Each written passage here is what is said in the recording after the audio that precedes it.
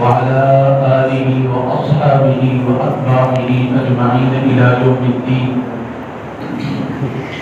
أما بعد فأعوذ بالله من الشيطان الرجيم. بسم الله الرحمن الرحيم.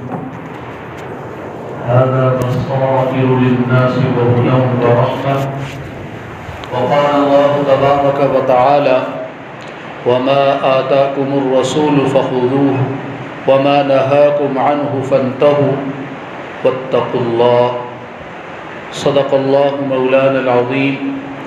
اللهم صل على سيدنا ومولانا محمد وعلى آل سيدنا ومولانا محمد وبارك وسلم.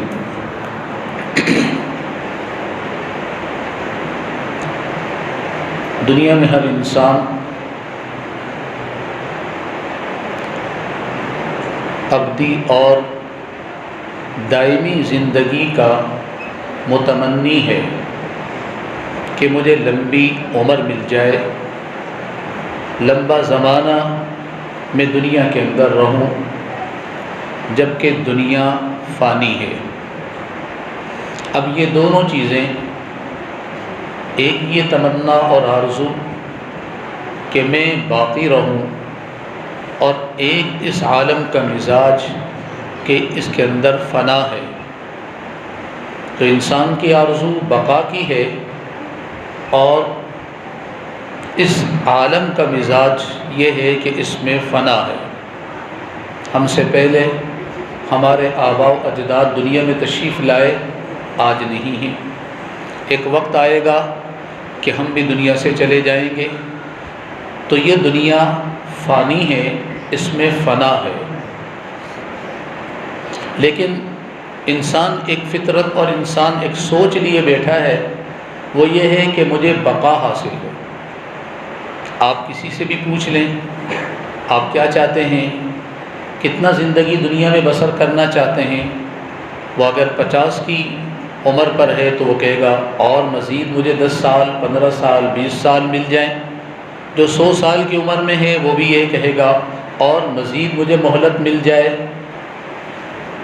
بہت کم اور شاید شاذ و نادر ہی کوئی ہوگا جو یہ کہے گا کہ بس بہت دنیا میں زندگی گزار لی، اب آخرت کی طرف چلتے ہیں۔ بہت کم لوگ ملیں گے۔ تو انسان کی ایک سوچ ہے کہ مجھے بقا ہو، اور یہ دنیا فانی ہے، اس کا تقاضا یہ ہے کہ فنا ہو۔ اب یہ دونوں باتیں آپس میں ایک دوسرے کی ضد ہیں۔ بقا چاہتی ہے کہ فنا نہ ہو، اور فنا کا تقاضا یہ ہے کہ بقا نہ ہو۔ اب یہ انسان ناممکن چیز کو سوچ ہی نہیں سکتا۔ اب اس ناممکن چیز کو ممکن بنانے کے لیے دنیا میں آپ نے دیکھا لوگوں نے مختلف کیمیکلز بنائے کہ تاکہ کسی چیز کو بقا دیں۔ لوگ سبزیوں کے اندر استعمال کر کے سبزی کو ایک موسم کے بعد اگلے موسم تک کے لیے اس کو کارآمد بنانے کی کوشش کرتے ہیں۔ بہت سارے لوگ کیمیکل لگا کر میت کو دیر تک باقی رکھنے کی کوشش کرتے ہیں۔ چنانچہ دیکھیں فرعون کی نعش کو آج تک جو ہے مصریوں نے اس کے اندر کیمیکل وغیرہ لگا کر اس کو دائمی طور پر باقی رکھنے کی کوشش کی ہے۔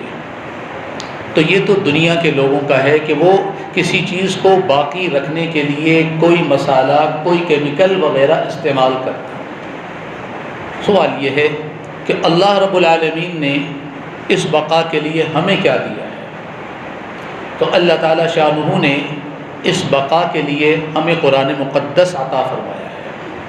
قرآن مجید اللہ تعالیٰ کی ابدی صفت ہے، ابد سے ہے، ابتدا سے ہے، انتہا تک رہے گی۔ اس لیے کہ قرآن مجید حضور صلی اللہ علیہ وسلم کے زمانے میں تو نازل ہوا، لیکن قرآن مجید اللہ جل جلالہ کی زبان مبارک سے اس کا اظہار کب ہوا؟ یہ اس وقت ہوا جس وقت آدم علیہ السلام بھی ابھی دنیا میں تشریف نہیں لائے تھے، ان کا جسد اطہر بھی نہیں بنایا گیا تھا۔ اس وقت اللہ رب العالمین نے قرآن مجید کی تلاوت فرمائی تھی، اور اللہ کی زبان مبارک سے یہ کلمات طیبات جو ہے وہ ظاہر ہوئے تھے۔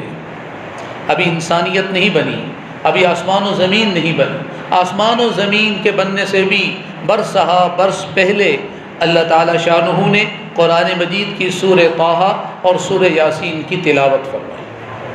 تو یہ اللہ تعالیٰ کی صفت ہے، اور اللہ تعالیٰ کی جو صفت ہے وہ ہمیشہ کے لیے ہے۔ اب جو قرآن مجید کے ساتھ جڑ جائے گا تو گویا کہ اس کو ایک ابدی صفت حاصل ہو گئی، وہ ہمیشہ باقی رہ گیا۔ باقی رہنا دو طرح ہوتا ہے، ایک ہے باقی رہنا جسم کے اعتبار سے، اور ایک ہے باقی رہنا تذکرے کے اعتبار سے۔ بے شک انسان کا جسم فانی ہے، اور انسان کا جسم ختم ہونے والا ہے۔ کل من علیہا فان ویبقی وجہ ربک ذو الجلال والاکرام۔ اللہ کی ذات کے علاوہ کسی جسم کو کوئی بقا نہیں ہے، چاہے وہ انسان ہو چاہے وہ جانور ہو، حتیٰ کہ دنیا کی مشینری اور پہاڑ اور جمادات ان کے اوپر بھی بقا نہیں ہے۔ آپ دیکھتے ہیں کہ ایک موقع پر ایک مشینری جو ہے وہ کمپنی سے تیار ہو کر باہر آتی ہے، لیکن ایک زمانہ ہوتا ہے کہ وہ آہستہ آہستہ آہستہ آہستہ ختم ہو جاتی ہے، یہاں تک کہ بالکل مٹی ہو جاتی ہے۔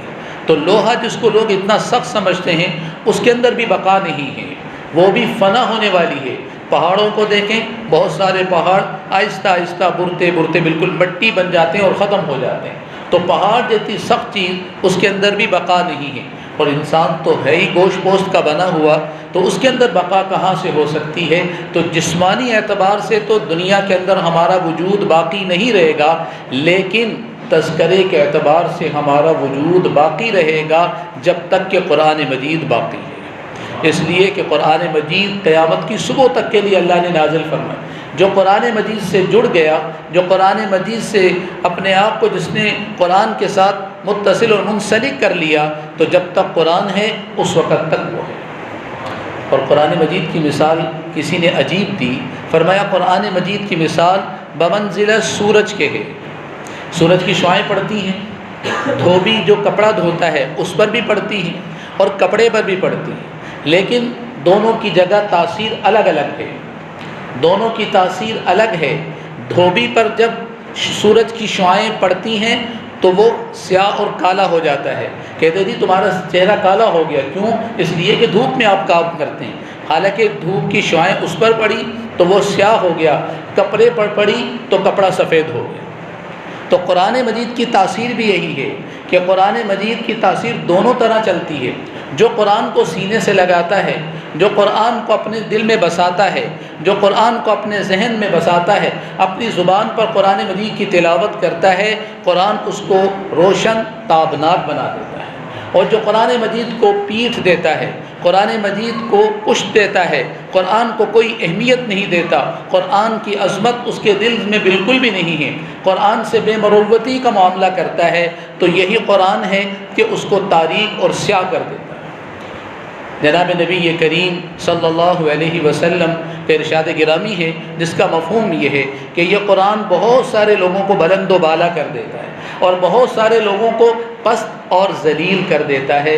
یہ اسی کی تشبیہ ہے کہ قرآن کی مثال سورج کی مانند ہے کہ اگر دھوبی پر پڑے تو دھوبی کو سیاہ کر دیتا ہے، اس کو کالا بنا دیتا ہے، کپڑے پر پڑتی ہے تو کپڑے کو صاف ستھرا کر دیتا ہے۔ اسی طرح قرآن مجید کو جو عظمت کے ساتھ، محبت کے ساتھ، احترام کے ساتھ قرآن کو جو ہے وہ پیار اور محبت کے ساتھ، لگن کے ساتھ قرآن مجید کو پڑھے گا، قرآن کو سینے میں جگہ دے گا، قرآن کو اپنی زندگی میں جگہ دے گا، قرآن کو اپنی تجارت میں جگہ دے گا، قرآن کو اپنی زراعت میں جگہ دے گا، قرآن مجید کو اپنے معاملات کے اندر جگہ دے گا، یہ قرآن اس کو بلند و بالا کر دے گا، اس کو روشن اور تابناک بنا دے گا۔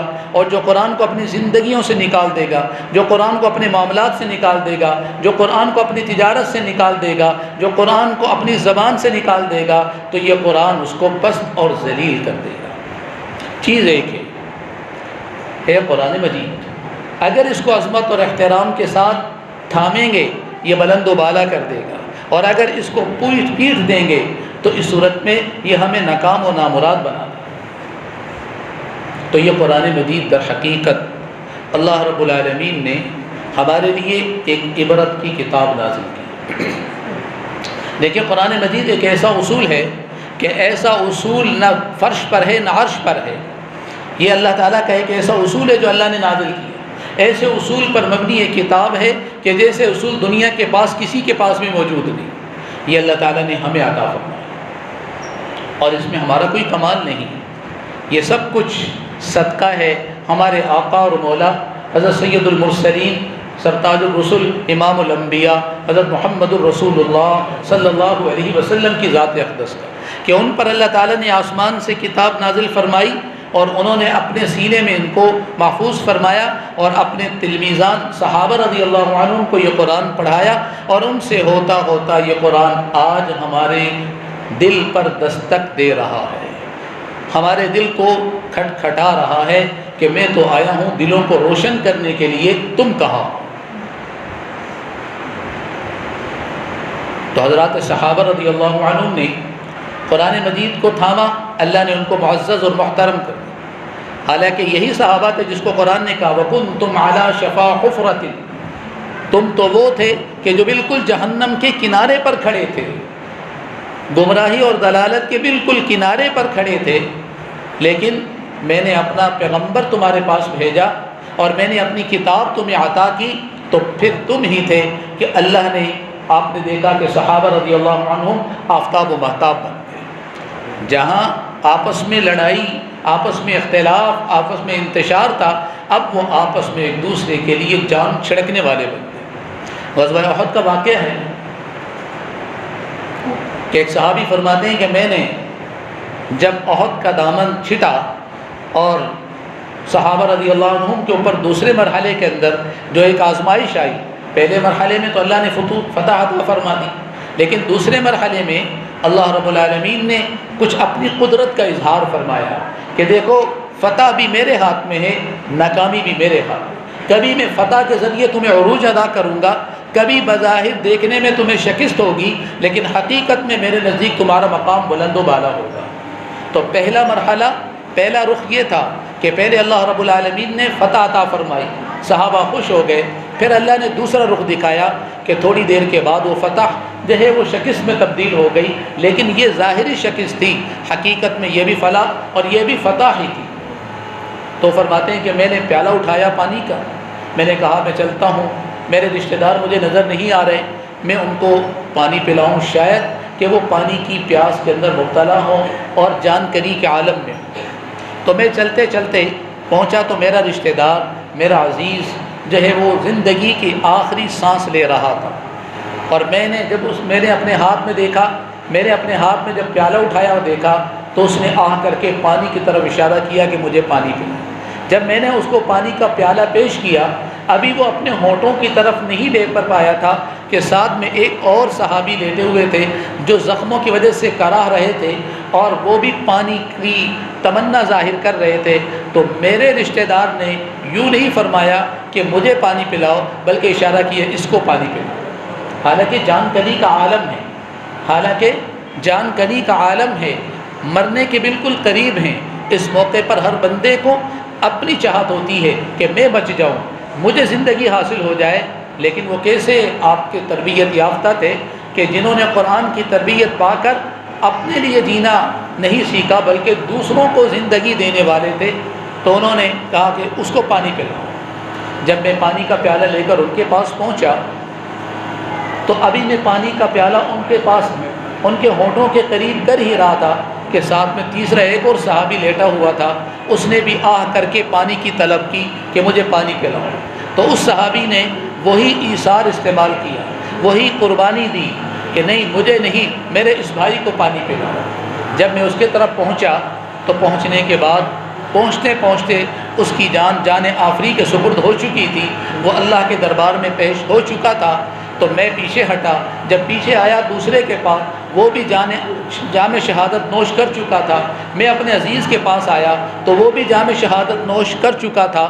تو آپ نے دیکھا کہ ایک وہ تھا کہ اللہ نے وہ رخ بھی دکھایا وَكُنْتُمْ عَلَى شَفَا حُفْرَةٍ مِّنَ النَّارِ کہ تم جہنم کے آخری کنارے پر تھے. لیکن جب نبی کریم صلی اللہ علیہ وسلم کی تربیت اور قرآن مجید کا نور انہیں حاصل ہوا تو پھر بجائے اس کے کہ وہ جہنم کے کنارے پر تھے، پھر ان کی زندگی اتنی اوپر ہوئی اور اتنے وہ اونچے بڑھے اور اتنے اللہ نے ان کو عروج عطا فرمایا کہ پھر وہ اپنے اوپر دوسروں کو ترجیح دینے والے ہوئے اور اپنے اوپر دوسروں کو فضیلت دینے والے ہوئے. خود موت کا مزہ چکھ لیا لیکن دوسروں کو پانی پلانے کو کہا گیا.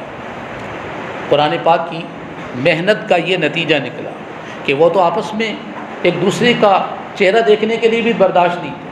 آپس میں جب جنگیں ہوتی تھی تو ایک دن دو دن کی بات نہیں، سالوں سال بلکہ سینکڑوں سال چلتی رہتی تھی. لیکن قرآن مجید جب آیا اور قرآن کے پانی سے جب ان کے دلوں کو مزکہ اور مصفہ کیا گیا اور قرآن کے نور سے ان کو دلوں کو روشن اور منور کیا گیا تو پھر وہی تھے. لیکن پھر کیا تھا کہ پھر اپنے آپ کو پیچھے رکھ کر دوسروں کو ترجیح دینے والے تھے. ایک صحابی کے پاس ایک سری آئی تو انہوں نے کہا کہ مجھے اتنی ضرورت نہیں، میرے پڑوسی کو زیادہ ضرورت ہوگی. تو انہوں نے اپنے پڑوسی کے گھر بھیج دی. جب پڑوسی کے گھر وہ چیز پہنچی تو انہوں نے کہا مجھ سے زیادہ میرا پڑوسی زیادہ جو ہے وہ مستحق ہے اور اس کو زیادہ ضرورت ہے. انہوں نے اس کے گھر بھیج دی. یوں چلتے چلتے وہ سیری چلتے چلتے انہی لوگوں کے پاس آ گئی، اسی گھرانے میں آ گئی جس گھرانے سے ابتدا ہوئی. جب قرآن کے نور سے ہم پر نور ہو جائیں اور قرآن کے نور سے منور اور روشن ہو جائیں گے تو پھر اللہ رب العالمین یہ جذبے بھی نصیب فرمائیں. وَيُؤْثِرُونَ عَلَىٰ أَنفُسِهِمْ وَلَوْ كَانَ بِهِمْ خَصَاصَةٌ کہ وہ لوگ دوسروں کے اوپر ایثار کرنے والے، دوسروں کے اوپر اپنا سب کچھ نچھاور کرنے والے. تو یہ قرآن کا نور ہے، جس کو یہ حاصل ہو جائے وہ دنیا کے اندر آفتاب و مہتاب کی طرح چمکتا اور دمکتا ہے. حضرات صحابہ رضی اللہ عنہ کو نہ میں نے دیکھا، نہ آپ نے دیکھا، نہ ہمارے آبا و اجداد نے دیکھا، لیکن جب بھی ان کا تذکرہ ہماری زبانوں پر آتا ہے تو ہم ان کے لیے بے ساختہ کے اٹھتے ہیں. رضی اللہ عنہم، اللہ ان سے راضی ہو جائے. کیوں؟ ہم نے تو نہیں دیکھا ان کو اور نہ ہی انہوں نے بظاہر ہم پر کوئی احسان کیا، لیکن انہوں نے ہم پر جو احسان کیا وہ احسان جسمانی سے بڑھ کر روحانی ہے. یعنی قرآن سیکھا اور آگے قرآن کو سکھایا، قرآن پر عمل کیا، آگے لوگوں کو قرآن کی طرف بلایا. یہ قرآن ان کے کندھوں سے ہوتا ہوتا آج ہمارے دروازوں پر دستک دے رہا ہے. اب ہم اس قرآن کے ساتھ کیا کرتے ہیں؟ ہمارا قرآن مجید کے ساتھ کس طریقے سے معاملہ ہے؟ قرآن روشن کتاب ہے، قرآن بلند و بالا کرنے والی کتاب ہے، دل کی گرہوں کو کھولنے والی ہے. قرآن نے کہا ھذا بصائر للناس، لوگوں کے لیے بصارت کا ذریعہ ہے، بصیرت کا ذریعہ ہے. لوگوں کی دل کی آنکھیں کھولنے والی کتاب ہے، لوگوں کے دل کی آنکھوں کو روشن اور تابناک کرنے والی کتاب ہے. کاش کہ ہم قرآن کو اسی نظر سے پڑھیں. اور جب قرآن پڑھیں گے، ایک ہے قرآن کا ماہر اور ایک وہ بندہ ہے کہ جس نے قرآن مجید نہیں پڑھا، پڑھنے کی کوشش کرتا ہے. لیکن آپ اندازہ لگائیں اللہ کی شان رحیمی اور اللہ کی شان کریمی پر، جو قرآن مجید کو اٹک اٹک کر پڑھنے والا ہے، اللہ رب العالمین اس کو دوہرا ثواب عطا فرمائے، ڈبل ثواب مل رہا ہے اس کو. حالانکہ دنیا کے اندر اگر کسی کو کام نہ کرنا ہے، کسی مکینک کی دکان کے اوپر اگر کسی بچے کو لا کر کھڑا کر دیا جائے کہ اس کو کام سکھاؤ تو وہ مہینوں مہینوں تک اس کو تنخواہ ہی نہیں دیتا کہ کام ہی نہیں آتا اس کو، میں اس کو تنخواہ کیسے دوں. لیکن میرے رب کتنے کریم ہیں، کتنے مہربان ہیں اور کتنی اللہ کی فیاضی ہے. ہمیں قرآن پڑھنا نہیں آتا، قرآن کو پڑھنے کی کوشش کرتے ہیں اور اس پر اٹکتے ہیں. اللہ رب العالمین اس اٹکنے پر ایک ثواب نہیں ڈبل ثواب عطا فرمائے. ہے دنیا کا کوئی سخی ایسا کہ جو کسی اناڑی کو دوہری جو ہے تنخواہ دے؟ وہ تو ایک درجہ بھی تنخواہ دینے کے لیے تیار ہے. تو یہ قرآن کا اعزاز ہے، یہ قرآن کی فضیلت ہے اور یہ اللہ کے کلام ہونے کی برکت سے اللہ رب العالمین اس قرآن پڑھنے والوں کو دوہرا ثواب عطا. اور پھر اس امت کو اللہ رب العالمین نے بہترین امت قرار دیا ہے. کنتم خیر امت، تم بہترین امت ہو. چوتھے پارے کے اندر سورہ نساء کے اندر، سورہ آل عمران کے اندر اللہ تعالیٰ نے فرمایا کنتم خیر امت، تم بہترین امت ہو. ہمیں کہا گیا. حالانکہ اس سے پہلے ہم جائیں تو پہلے پارے میں اللہ نے کیا فرمایا؟ یا بنی اسرائیل اذکروا نعمتی التی انعمت علیکم وانی فضلتکم علی العالمین. میں نے تمہیں سارے عالم کے اوپر فضیلت عطا کی ہے. بنی اسرائیل کو، یہود ہو یا نصارہ، ان کو کیا فرمایا؟ میں نے تمہیں سارے عالم پر فضیلت دی ہے، لیکن جب اس امت کا نمبر آیا تو اللہ تعالیٰ نے وہ فضیلت ان سے لے کر اس امت کو عطا فرمائی، اور کیا فرمایا؟ کنتم خیر امتی، تم بہترین امت ہو۔ اب یہود اور نصارہ کو بہترین امت نہیں کہا گیا، اس امت کو بہترین امت کہا گیا۔ کیوں؟ اس لیے کہ بنی اسرائیل نے اللہ کی کتاب کے ساتھ جو معاملہ کیا وہ معاملہ عظمت کا نہیں تھا، محبت کا نہیں تھا، عمل کا نہیں تھا، بلکہ بے عملی کا تھا۔ اللہ تعالیٰ نے وہ نعمت ان سے چھین، اور یہ اللہ تعالیٰ کا ضابطہ ہے، لئن شکرتم لازیدنکم، اگر تم شکر ادا کرو گے میں نعمتوں کو دوں گا نہیں بلکہ نعمتوں کو مزید بڑھا دوں گا۔ ایک نعمت کا تسلسل قائم رکھنا کہ میں آپ کو یہ نعمت دے رہا ہوں اور ہمیشہ دیتا رہوں، ایک یہ کہ تسلسل کے ساتھ ساتھ اور مزید اس میں اضافہ بھی کر دیا جائے۔ تو فرمایا جو شکر ادا کرتا ہے اللہ رب العالمین اس کو نعمت تو دیتے ہی ہیں، عطا فرماتے ہی ہیں، لیکن اس نعمت میں اضافہ بھی کر دیتے ہیں۔ تو اللہ تعالیٰ نے وہ نعمت ان کو عطا کی۔ جب ان کو نعمت عطا کی گئی تو انہوں نے کہا ہم سے نہیں عمل ہوتا، تورات پر ہم نہیں عمل کر سکتے، ہم تورات کے اوپر عمل کرنے سے عاجز ہیں۔ اور سورہ بقرہ کے اندر اللہ رب العالمین نے ان کی وہ باتیں بھی بیان فرمائی اور ان کا طرز عمل بھی بتایا کہ اللہ رب العالمین کچھ حکم دیتے اور وہ اللہ کے حکم کے خلاف اور کچھ عمل کرتے۔ یہ نعمت اللہ نے ان سے چھین لی جب انہوں نے اللہ تعالیٰ کے کلام کے ساتھ ناقدری کا معاملہ کیا۔ اللہ نے وہ نعمت چھین کر اس امت کو عطا فرمایا۔ فرمایا تم بہترین امت ہو، پہلے وہ تھے تم نہیں تھے تو وہ بہتر تھے، اب جب تم آ گئے ہو تو تم بہتر ہو، اب وہ بہتر نہیں ہے۔ تو یہ امت من حیث الامت مجموعی طور پر چاہے وہ کسی بھی طبقے سے تعلق رکھتا ہو، کسی بھی زبان بولنے والا ہو، کسی بھی علاقے کا رہنے والا ہو، کسی بھی زمانے کا ہو، وہ سب کے سب اس امت میں داخل ہونے کی وجہ سے بہترین امت ہے۔ اور پھر اس بہترین امت میں سے بہتر کون ہے؟ بہترین امت میں سے بہتر کون ہے؟ حضور اقدس صلی اللہ علیہ وسلم نے فرمایا بہتروں میں سے بہتر، اچھوں میں سے اچھا، اعلیٰ میں سے اعلیٰ کون ہے؟ فرمایا کہ خیرکم من تعلم القرآن وعلمہ، جو قرآن سیکھے اور قرآن سکھائے، یہ بہتروں میں سے بھی بہتر ہے۔ ویسے تو امت پوری کی پوری بہتر ہے، لیکن ان بہترین میں سے بھی چنیدہ بندے ہیں، اور خاص وہ بندے ہیں کہ جن کا شغل، جن کی مصروفیات اور جن کا صبح و شام کا وظیفہ کیا ہے؟ قرآن پڑھنا یا قرآن پڑھانا، چاہے وہ الفاظ کی صورت میں ہو، چاہے وہ معانی کی صورت میں ہو، چاہے وہ احکام کی شکل میں ہو، جس شکل میں بھی ہو، وہ سب کے سب اللہ کے نزدیک بہترین ہیں۔ تو دیکھیں قرآن مجید کی وجہ سے اور جناب نبی کریم صلی اللہ علیہ وسلم کی ذات بابرکت کی وجہ سے اللہ نے ہمیں بہتر بنایا، گویا کہ وی آئی پی بنایا۔ اور پھر حضور صلی اللہ علیہ وسلم نے وی آئی پی کن کو بنایا؟ خیرکم من تعلم القرآن وعلمہ، کہ جو قرآن سیکھے اور سکھائے۔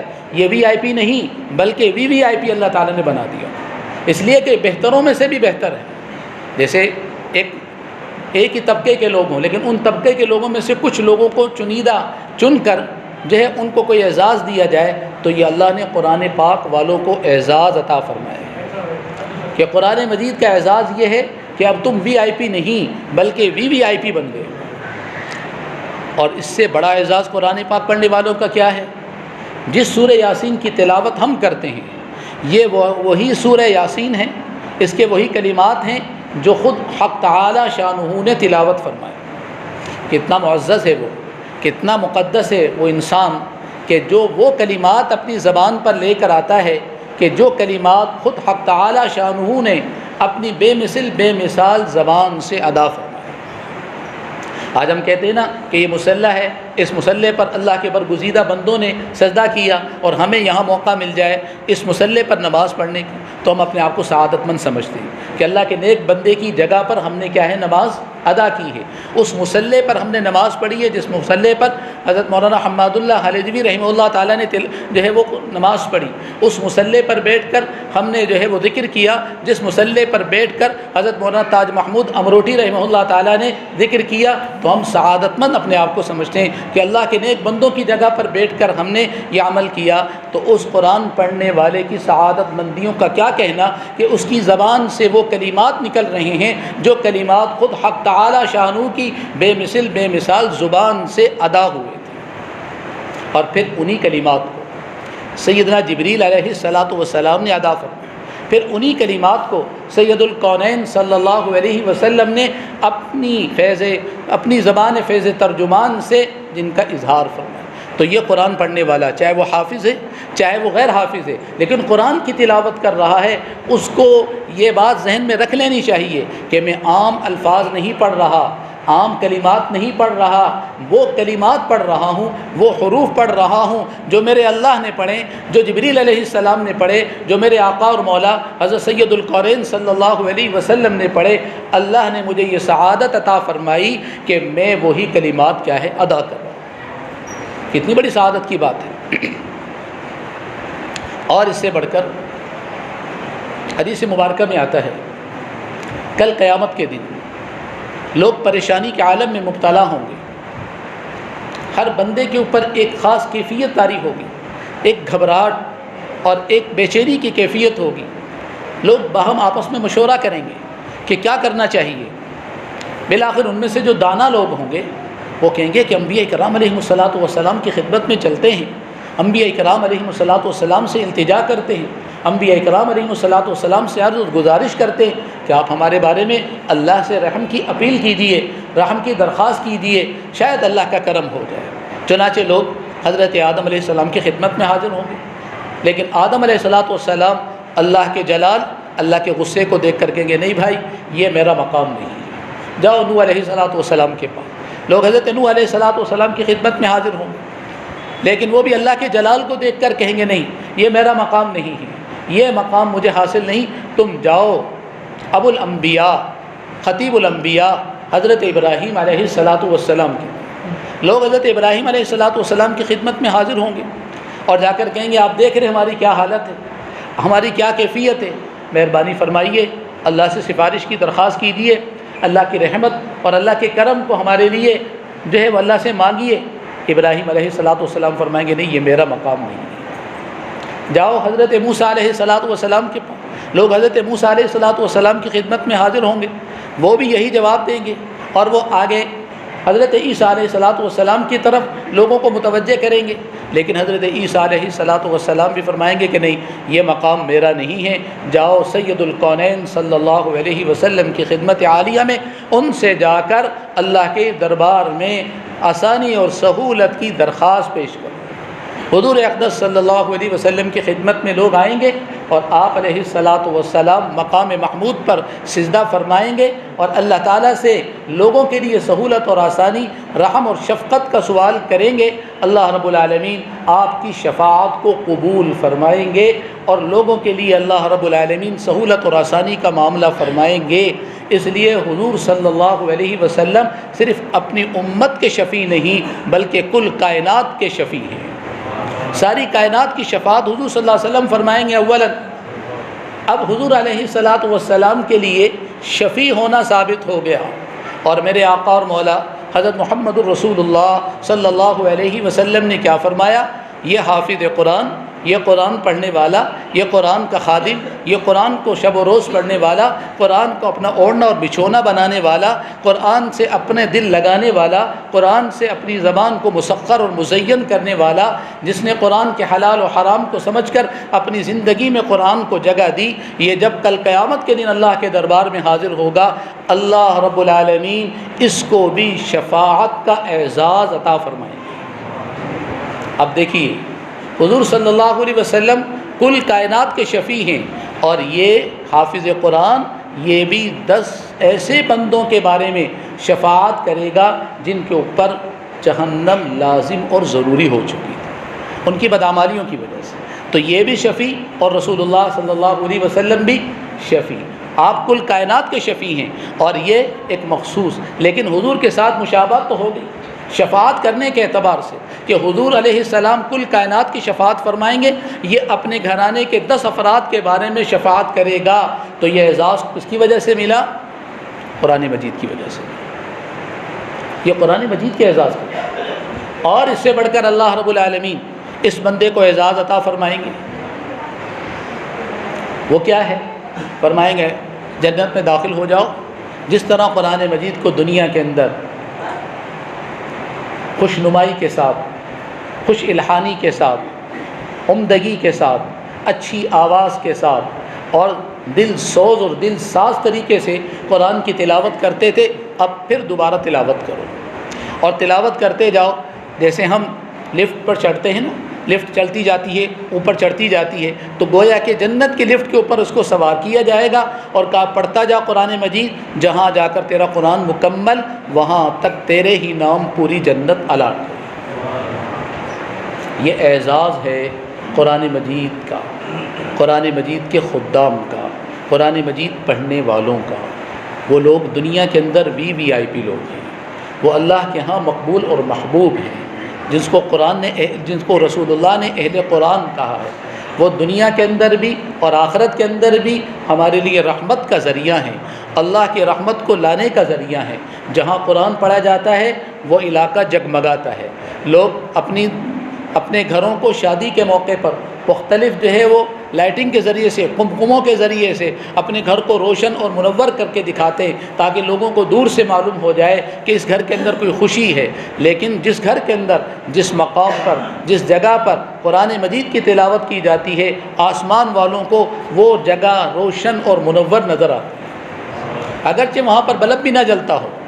دیکھنے میں ہماری آنکھوں، ظاہری آنکھوں کے اندر اگرچہ وہاں اندھیرا ہے، لیکن ایک قرآن پڑھنے والا قرآن پڑھ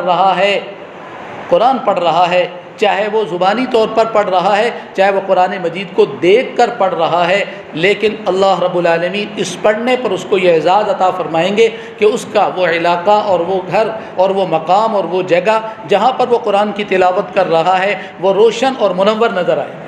جیسے ہمیں ستارے روشن اور منور نظر آتے ہیں، ہم بھی اگر آسمانوں پر چلے جائیں تو زمین کے ستارے، یہ مساجد، یہ مدارس، یہ قرآن مجید پڑھنے کی جگہ ہیں کہ وہاں سے ہمیں ایسے ہی جگمگاتے ہوئے اور روشن اور منور نظر آئیں گے جیسے ہمیں ستارے آج روشن اور منور نظر آتے ہیں۔ تو لہذا قرآن مجید ہمارے لیے اللہ نے ایک بہترین نعمت ہمیں عطا فرمائی ہے۔ اس کے لیے کوئی مدت اور عمر کی کوئی شرط نہیں ہے۔ 6 سال کا بچہ پڑھے وہ بھی قرآن پڑھ لیتا ہے، 60 سال کا معمر اور بزرگ کوئی قرآن کی تلاوت کرے اور قرآن سیکھے، قرآن اس کی زبان پر بھی جاری ہو جاتا ہے۔ یہ چھوٹا بچہ قرآن پڑھے گا، یہ تو قرآن مجید کو بہت اچھی اور عمدگی کے ساتھ پڑھ لے گا، اس لیے کہ ابھی اس کی زبان نرم ہے۔ جو بڑھاپے کی عمر میں جا کر قرآن پڑھے گا، اگرچہ اس کو پڑھنے میں تھوڑی دقت ہوگی، کیونکہ زبان وہ بعض الفاظ کی وجہ سے بعض الفاظ سے مانوس ہو چکی ہے، اب وہ صحیح تلفظ نہیں ادا کرے گا۔ جیسے پہلے عرض کیا کہ پھر اللہ اس کو کیا اعزاز دیں گے، اس کو اگر 1 درجہ ثواب مل رہا ہے، اس کو اللہ 2 درجے ثواب عطا فرمائیں گے، دگنا ثواب عطا فرمائیں گے۔ تو اس لیے ہم اس بات کو کبھی بھی دل میں نہ آنے دیں، اب تو ہم بڑی عمر کے ہو گئے، ہم قرآن کیسے پڑھیں۔ قرآن عمر کا اور زندگی کے کسی حصے کا محتاج نہیں ہے۔ قرآن اللہ نے پوری زندگی کے لیے ہمارے لیے آسان کر دیا ہے۔ وَلَقَدْ يَسَّرْنَا الْقُرْآنَ لِلذِّكْرِ فَهَلْ مِن مُدَّكِرٍ۔ قرآن تو ہم نے آسان کر دیا ہے کوئی پڑھنے والا، ہے کوئی اس کو یاد کرنے والا۔ ایک سورہ مبارکہ میں اس آیت کو اللہ نے 5 سے 6 مرتبہ بلکہ اس سے زیادہ مرتبہ ارشاد فرمایا، وَلَقَدْ يَسَّرْنَا الْقُرْآنَ لِلذِّكْرِ فَهَلْ مِن مُدَّكِرٍ۔ ہم نے قرآن کو آسان کر دیا ہے کوئی اس کو یاد کرنے والا، ہے کوئی اس کو پڑھنے والا۔ اور ایک جگہ فرمایا افلا یتدبرون القرآن، کیا ہو گیا ہے، قرآن نہیں سمجھتے؟ یہ تو اللہ کا پیغام ہے، یہ تو اللہ تعالیٰ کی طرف سے ہمارے نام میسج آیا ہے۔ آج دنیا کے اندر ہم دیکھتے ہیں کہ ہمارے موبائل کے اوپر تھوڑی سی آواز میسج کی آتی ہے، ہم پریشان ہو جاتے ہیں کہ ہمارے دوست نے ہمارے لیے کیا میسج بھیجا ہے۔ ساری باتوں کو ایک طرف رکھے سب سے پہلے میسج پڑھتے ہیں کہ اس نے کیا کہا ہے۔ یہ اللہ کا اتنا بلند و بالا، اتنا عظیم الشان، رحمتوں برکتوں بھرا کلام میسج کی صورت میں ہمارے پاس آیا۔ اللہ فرماتے ہیں کیا ہو گیا تمہیں، میرے اس میسج کو سمجھتے کیوں نہیں؟ اس کو سمجھو۔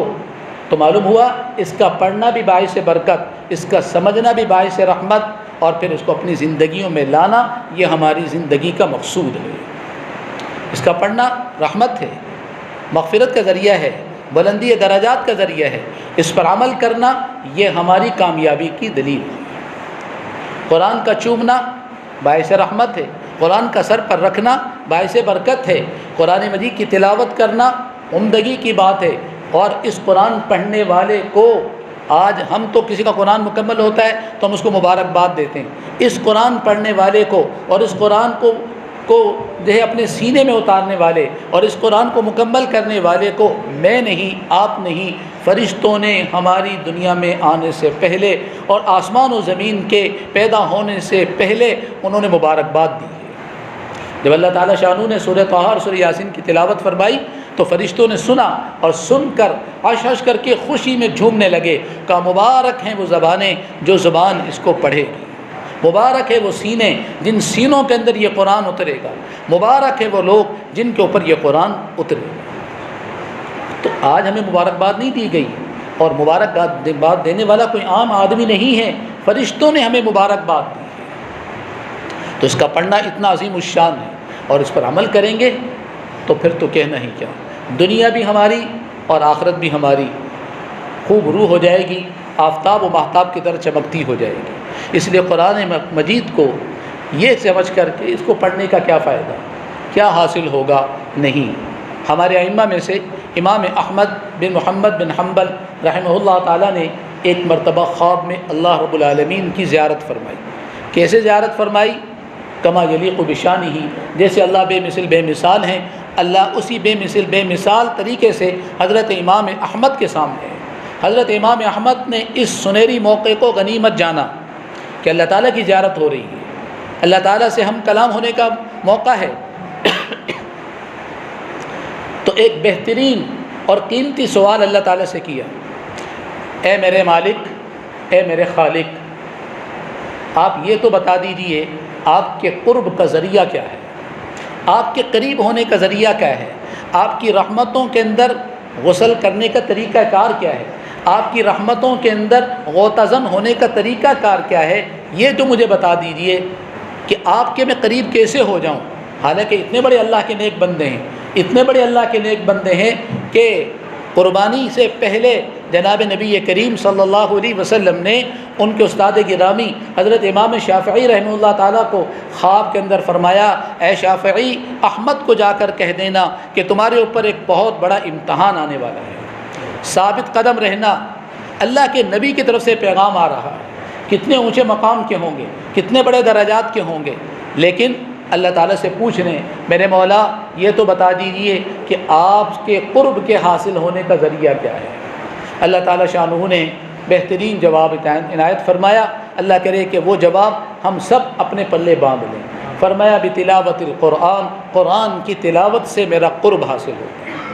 حضرت امام احمد نے اگلا ایک اور سوال کر ڈالا، پوچھا یا اللہ، تلاوت قرآن سے تو بے شک آپ کا قرب حاصل ہوگا، لیکن دنیا میں دو قسم کے لوگ ہیں، کچھ وہ ہیں کہ جو قرآن کے الفاظ تو جانتے ہیں لیکن قرآن کے معانی اور مطالب کو نہیں جانتے، کچھ وہ ہیں کہ جو قرآن کے الفاظ بھی پڑھتے ہیں اور ان کے قرآن کے معانی اور مطالب کو بھی جانتے ہیں، قرآن کے مقصد کو بھی جانتے ہیں۔ تو کون سا تلاوت کرنے والا آپ کے قریب ہوگا؟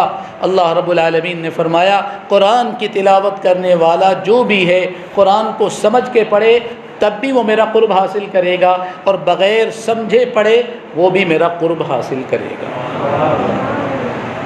بتائیے حضرت امام احمد رحمہ اللہ تعالیٰ نے ہمارے لیے کتنا اچھا سوال کر ڈالا۔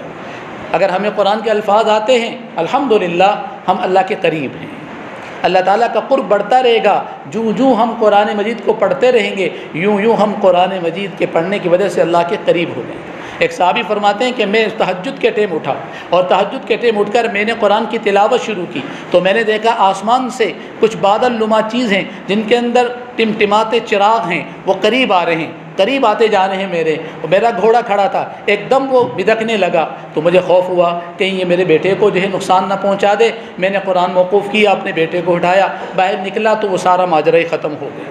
حضور علیہ الصلوۃ والسلام کی خدمت میں حاضر ہوا، کہنے لگے یا رسول اللہ رات میں نے قرآن مجید کی تلاوت تہجد کے ٹائم شروع کی تھی تو میں نے دیکھا آسمان سے ایک نور کی کرنیں اور نور کی طرح ایک بادل نما میرے قریب آتے جا رہے تھے، لیکن مجھے خطرہ ہوا کہ کہیں میرا یہ گھوڑا جو بدک رہا ہے یہ میرے بچے کو تکلیف نہ پہنچا دے۔ میں نے قرآن مجید کی تلاوت کو موقوف کر کے اس بچے کو ہٹایا، باہر نکل کے دیکھا تو وہ سارا ماجرا ہی ختم ہو گیا۔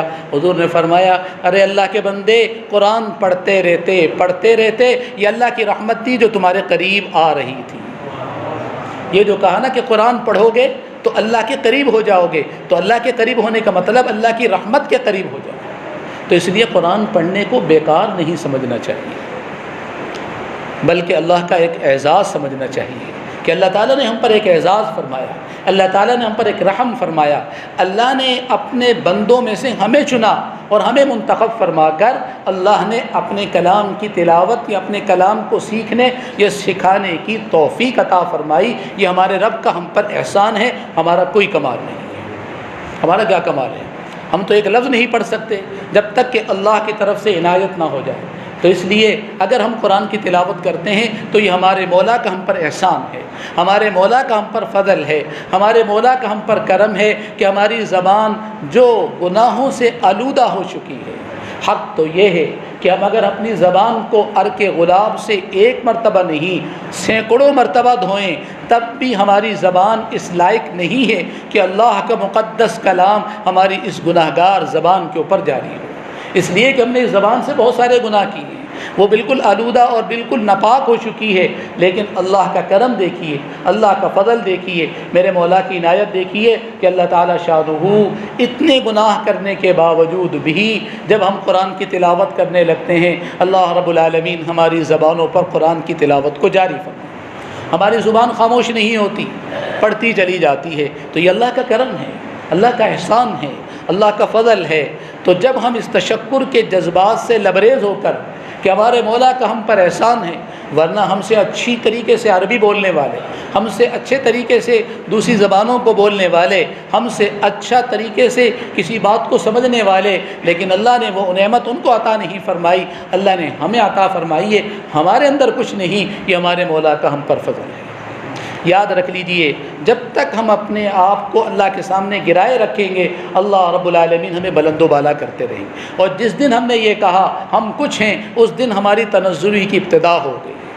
حدیث مبارکہ میں حضور اقدس صلی اللہ علیہ وسلم نے ارشاد فرمایا من تواضع للہ رفعہ اللہ ومن تکبر وضعہ اللہ، جو اللہ کے لیے اپنے آپ کو گراتا ہے اللہ اس کو بلند و بالا کر دیتے ہیں۔ اسپرنگ آپ نے دیکھا ہوگا، اس کو دباؤ دبتا جاتا ہے بالکل دب جاتا ہے، لیکن جب ہاتھ اوپر اٹھاتے ہیں تو جتنا دبایا تھا اس سے کہیں زیادہ اوپر جو ہے وہ چھلانگ لگا کر اوپر جو ہے وہ جاتا ہے۔ تو اسی طرح اگر ہم اللہ کے لیے اپنے آپ کو گرائیں گے اللہ اتنا ہی بلند و بالا فرمائے گا۔ تو اس لیے اس پر اللہ تعالیٰ کا شکر اور اللہ تعالیٰ کی نعمت سمجھ کر، اللہ کا انعام سمجھ کر، اللہ کا فضل سمجھ کر کہ اللہ تعالیٰ نے ہمیں یہ ہمارے بچوں کو، ہمارے پوتوں اور نواسوں کو اور ہماری نسلوں کو اللہ نے قرآن کے لیے قبول فرمایا، یہ ہمارا کوئی کمال نہیں، یہ ہمارے مولا کا ہم پر احسان ہے۔ آج دنیا کے اندر کوئی کسی کو تھوڑا سا انعام اور احسان کر دے تو ہم کتنے ممنون کرم ہوتے ہیں، وہ آتے ہیں ہم کھڑے ہو جاتے ہیں، سر سینے پر ہاتھ رکھ کر سر جھکا کر کھڑے ہو جاتے ہیں، آپ کا احسان، آپ نے ہم پر اتنا بڑا احسان کیا، ہمارے مولا کا ہم پر کتنا احسان ہے۔ سر سے لے کر پاؤں تک ہم نعمتوں سے سجے ہوئے ہیں۔ اگر اللہ تعالیٰ ہمیں آنکھیں نہ دیتے تو ہم نابینا ہوتے، اللہ تعالیٰ عقل نہ دیتے ہم بے وقوف اور پاگل ہوتے، اللہ تعالیٰ ہمیں زبان نہ دیتے ہم گونگے ہوتے، اللہ تعالیٰ دھڑکتا دل عطا نہ کرتے تو ہم دنیا سے رخصت ہو جاتے، ہاتھ اگر اللہ تعالیٰ چلتے جو ہے وہ استعمال کرنے والے نہ دیتے، ان میں طاقت اور قوت نہ دیتے تو ہم لنجے ہوتے، اگر پاؤں سے اللہ تعالیٰ ہمارے چلنے کی طاقت اور قوت نکال دیتے ہم اپاہج ہوتے، لیکن اللہ نے ساری نعمتیں ہمیں عطا فرمائی، بتائیے ہم کتنا اللہ کا شکر ادا کرتے ہیں۔ تو اس لیے ہر نعمت پر اللہ کا شکر، ہر نعمت پر اللہ کا شکر۔ ایک بزرگ فرماتے ہیں کہ میں جہاز میں جا رہا تھا، میرے قریب ایک انگریز عورت بیٹھی تھی، یہ ظاہر ہے کہ غیر ملک ہے وہاں تو اختلاط ہوتا ہے، تو قریب والی سیٹ کے اوپر ایک عورت بیٹھی ہوئی ہے، وہ اپنا چھوٹا سا ایک بچہ ہے 2 سال 3 سال کا، اس کو ایک لقمہ دیتی ہے ڈبل روٹی کا اور کہتی ہے مجھے تھینک یو کہو، ہر لقمے کے اوپر اس سے شکر گزاری طلب کرتی ہے کہ تم میرا شکریہ ادا کرو۔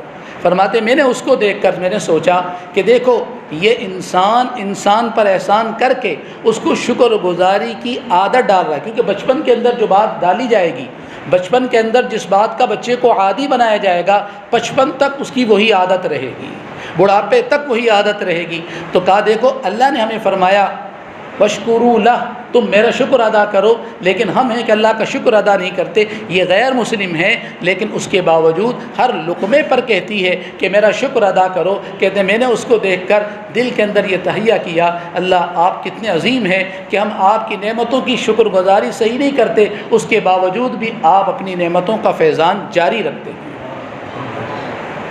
تو یہ بھائی اللہ تعالیٰ کا کتنا بڑا فیضان ہے قرآن پاک۔ آگے رمضان مبارک آ رہا ہے، رمضان تو ہے ہی قرآن کا، شہر رمضان الذی انزل فیہ القرآن، رمضان مبارک۔ آپ اندازہ تو لگائیں کہ اللہ تعالیٰ نے قرآن پاک کے نازل کرنے کے لیے جس مہینے کا انتخاب کیا وہ کتنا مقدس ہے، تو قرآن کتنا مقدس ہوگا۔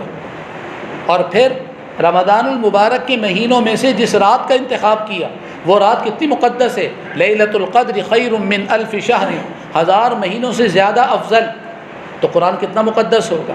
اور پھر رات کے لمحات میں سے سب سے بہترین لمحات صبح سویرے کا وقت ہوتا ہے، اللہ تعالیٰ نے قرآن مجید اس وقت نازل فرمایا۔ تو قرآن مجید کی فضیلت کو نمایاں کرنے کے لیے اللہ تعالیٰ شانو نے ہمیں مہینے کی طرف اشارہ کر کے بتایا، دیکھو قرآن رمضان میں نازل ہوا کتنا مقدس ہے، دیکھو قرآن لیلۃ القدر کی رات میں نازل ہوا کتنا مقدس ہے، دیکھو قرآن مجید فجر کے وقت نازل ہوا کتنا مقدس ہے۔ اور پھر قرآن مجید جس حصے سے ہم پڑھتے ہیں وہ حصہ ہمارا چہرے میں ہے اور وہ ہماری زبان ہے۔ اس زبان کو اللہ نے سب سے اوپر رکھا ہے، اس زبان کو ہمارے اعضاء میں سے ہاتھ نیچے، پاؤں نیچے، سینہ نیچے، جس میں دل ہے وہ بھی نیچے ہے، پیٹ بھی نیچے ہے، سب اعضاء میں سے ہمارے اعضاء میں سے سب سے زیادہ افضل اور اعلیٰ ہمارا چہرہ ہے۔ اس چہرے کو اللہ تعالیٰ نے اتنا مقدس کیوں بنایا ہے؟ اسی لیے تو بنایا ہے کہ اس کے اندر زبان ہے جس سے قرآن پڑھیں گے، اس کے اندر آنکھیں ہیں جس سے قرآن کی زیارت کریں گے، اس کے اندر کان ہیں جس سے قرآن کو سنیں گے۔ ورنہ اگر آپ دیکھیں تو زیادہ محنت اور مزدوری کرنے والے اور محنت مشقت کرنے والے اعضاء کون سے انسان کے؟ ہاتھ ہیں، پاؤں ہیں، یہ زیادہ مشقت اٹھاتے ہیں۔ چاہیے تو یہ تھا کہ ان کو فضیلت دی جاتی، لیکن ان کو فضیلت نہیں دی گئی، ان کو نیچے رکھا گیا اور انسان کے چہرے کو بلند کیا گیا، اس لیے کہ یہ اعضاء قرآن ہیں اور اس کے اندر اعضاء علم ہیں۔ یہ علم کے اعضاء ہیں، زبان سے بول کر علم حاصل کیا جاتا ہے، کانوں سے سن کر علم حاصل کیا جاتا ہے، آنکھوں سے دیکھ کر علم حاصل کیا جاتا ہے، زبان سے پڑھ کر قرآن کی تلاوت کی جاتی ہے اور کانوں سے سن کر قرآن مجید سے محظوظ ہوا جاتا ہے، قرآن اپنی آنکھوں کے ذریعے سے قرآن کی زیارت کی جاتی ہے۔ تو ان اعضاء کو جو فضیلت ملی وہ بھی قرآن اور علم کی بنیاد پر ملی۔ تو اس سے آپ اندازہ لگا لیں کہ قرآن کتنا عظیم الشان ہے۔ اور اللہ تعالیٰ شانو نے دنیا کے اندر ان گنت بولیاں، لغتیں پیدا فرمائی ہیں، لیکن اللہ تعالیٰ شانہ نے دنیا کے اندر سب سے زیادہ فصیح، سب سے زیادہ شیریں اور سب سے زیادہ عمدہ اگر لغت کوئی بنائی ہے وہ عربی بنائی ہے۔ قرآن مجید کو کس پر نازل کیا؟ عربی زبان۔ آپ جس جہت سے بھی، جس کنارے سے بھی قرآن پاک کو محسوس فرمائیں گے اور ملاحظہ کریں گے، ہر حصہ ہمیں بتائے گا قرآن عظیم الشان ہے، قرآن عظمت والی کتاب ہے، رفعت والی کتاب ہے۔ لغت کے اعتبار سے، نازل ہونے کی کیفیت کے اعتبار سے، لانے والا کون ہے؟ جبریل علیہ السلام ہے، جس کا راوی اتنا مضبوط ہے تو وہ کلام کتنا مقدس ہوگا، کتنا مضبوط ہوگا۔ اس لیے رمضان مبارک کی آمد ہے، رمضان المبارک کے اندر قرآن سے شغف رکھیے، قرآن کو پڑھیے، اس کا پڑھنا باعث رحمت، باعث برکت۔ خوب ذوق و شوق کے ساتھ تراویح کے اندر قرآن مجید کو سنیے، اور جہاں قرآن مجید کے معانی اور مطالب کو بیان کیا جاتا ہے ان معانی اور مطالب کو سننے کے لیے بیٹھیے کہ ہمارے رب کا ہمارے نام کیا میسیج ہے، ہمارے رب کا ہم پر کیا میسیج ہے۔ یا ایھا الذین آمنوا کہہ کر اللہ تعالیٰ ہم سے مخاطب ہے۔ ہمیں اگر کوئی نام لے کر قرآن فلاں تو ہمارے کان فوراً کھڑے ہو جاتے ہیں اور ہم فوراً متوجہ ہو جاتے ہیں کہ نہ جانے کیا بات کہنے لگیں، اور یا ایھا الذین آمنوا کہہ کر اللہ تعالیٰ ایمان والوں کو اپنے طرف متوجہ کرتے ہیں۔ ہم ہی بتائیں ہم یا ایھا الذین آمنوا کے خطاب پر کتنا کان دھرتے ہیں، کتنا توجہ سے سنتے ہیں؟ نہیں سنتے۔ تو اس لیے جہاں قرآن کے معنی اور مطالب بیان کیے جاتے ہیں ان کو اس نیت سے بیٹھ کر سنیں کہ ہم پڑھے ہوئے نہیں ہیں، لیکن یہ جو کچھ بیان کر رہے ہیں وہ قرآن کا مقاصد ہے، ہم ان مقاصد کو سن کر اپنی زندگیوں میں اس کو لے کر آئیں گے، تو پھر ہم آفتاب و مہتاب کی طرح چمکدار ہو جائیں گے۔ اور اسی طرح خود اگر قرآن مجید نہیں پڑھ سکے تو جیسے پہلے عرض کیا کہ قرآن کے لیے کوئی عمر کی شرط نہیں ہے کہ 10 سال کا پڑھے گا یا 15 سال کا پڑھے، نہیں، بلکہ آپ 80 سال کے بوڑھے ہیں تب بھی آپ پڑھ سکتے ہیں۔ ایک مدرسے کے اندر دستار بندی ہو رہی تھی، چھوٹے چھوٹے بچے ان کی دستار بندی کر رہے تھے، پیچھے ایک بڑے معمر اور بزرگ شخص سفید ریش وہ بھی پیچھے پیچھے آ رہے تھے، تو دستار بندی والے کرنے نے کہا شاید یہ کوئی دادا ہے کہ جس کا پوتا یہاں ہوگا، اپنے پوتے کی محبت میں اتنا سرشار ہو گیا کہ وہاں بیٹھنے کے بجائے پیچھے پیچھے آ گیا ہے، شاید یہ کوئی دادا جی ہوں گے، یا کسی نے کہا شاید نانا جی ہوں گے، لیکن جب وہ آگے آئے اور اپنا سر جھکایا کہ میری دستار بندی بھی کر دو، تو مدرسے کے محتمم صاحب فرماتے ہیں کہ یہ بھی آج قرآن مجید کے حافظ بنے ہیں۔ 80 سال کا بوڑھا ہے لیکن قرآن کا حافظ بن گیا ہے۔ تو قرآن مجید کسی عمر کا محتاج نہیں ہے، آپ اٹک کے پڑھیں گے آپ کو دوہرا ثواب ملے گا، آپ کے بچے رواں پڑھیں گے ان کو اللہ تعالیٰ ماہر قرآن بنا دے گا، ان کو اللہ تعالیٰ فرشتوں کے ساتھ کھڑا کرے گا۔ اس لیے قرآن اور قرآن کے معانی اور مفاہیم کو اپنی زندگی میں ہم جگہ دیں، قرآن کے مطابق اپنی زندگی کو گزاریں، تاکہ دنیا کے اندر بھی ہم آفتاب و مہتاب کی طرح روشن اور چمکدار ہوں، اور کل قیامت کے دن اللہ کی بارگاہ کے اندر جب ہم پہنچیں تو اللہ رب العالمین ہمیں دیکھ کر مسکرائے، اور مسکرا کر اللہ فرمائے یہ تو وہ میرے بندے تھے جنہوں نے صبح شام شب و روز قرآن مجید کو اوڑھنا اور بچھونا بنایا، ان کو لے جاؤ بغیر حساب و کتاب کے جنت میں داخل کر دو، کتنی بڑی سعادت ہو۔ اللہ رب العالمین ہمیں قرآن پاک کو اپنے قریب کرنے کی، قرآن کو پڑھنے کی، قرآن کے ساتھ عشق و محبت کرنے کی، اور قرآن پڑھنے والوں کے ساتھ اور قرآن کے معانی اور مطالب کو بیان کرنے والوں کے ساتھ ہمیں اپنے رشتوں کو استوار کرنے کی اللہ تعالیٰ توفیق عطا فرمائے۔ ہمارے عزیز حضرت مولانا اویس صاحب اور اس طرح مولانا عبد الماجد صاحب الحمدللہ اللہ کے کرم اور فضل سے اپنی بساط کے مطابق کام کر رہے ہیں۔ آپ سے درخواست ہے کہ ان کی محنت میں آپ بھی شریک ہو جائیں، اپنی دعاؤں میں ان کو یاد رکھیں، اور جو یہ محنت کر رہے ہیں اس محنت کے اندر آپ بھی لگ جائیں تاکہ قرآن کا پیغام عام ہو جائے۔ دیکھو ایک قرآن ایک دین کی محنت کرنے کا نہج ہے کہ صبح سے لے کر شام تک جو مدارس کے اندر طلباء آتے ہیں وہ مبارک کام بہت مبارک ہے کہ اساتذہ اپنا سب کچھ ان کے اوپر قربان کر رہے ہوتے، اور ایک دین کی خدمت کرنے کا پہلو یہ ہے کہ جو مدارس میں نہیں جا سکتے، مدارس میں داخلہ نہیں لے سکتے، ان حضرات کے اوپر یہ محنت کر رہے ہیں۔ اللہ تعالیٰ ان کی محنتوں کو قبول و منظور فرمائے اور ان کی محنتوں میں اور برکت عطا فرمائے، اور آپ حضرات کو ان سے صحیح طریقے سے مستفید ہونے کی توفیق نصیب فرمائے۔ وآخر دعوانا الحمد للہ رب العالمین۔